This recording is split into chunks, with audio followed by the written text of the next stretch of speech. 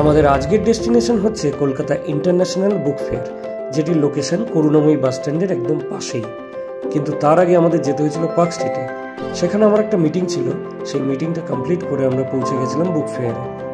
বইমেলা পৌঁছেই সবার প্রথমে চলে গেলাম 619 নম্বর স্টলটিতে। স্টলটির নাম 9 নম্বর সাহিত্য পাড়া লেন।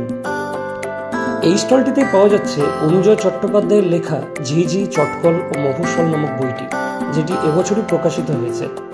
খুব ইচ্ছা ছিল এই বইটি পড়ার, কারণ অনুজয়দা হচ্ছেন আমার নাটকের এক খুব পরিচিত দাদা, যার সঙ্গে আমি গত 3-4 বছর ধরে কাজ করছি। এরপর আমি আর অঞ্জলি পুরো বুক ফেয়ারটাকে এক্সপ্লোর করা শুরু করলাম।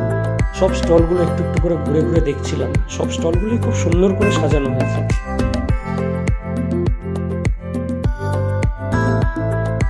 তারপর ঘুরতে ঘুরতে চলে গেলাম ফ্যামিলি বুকশপ বলে এই স্টলটিতে।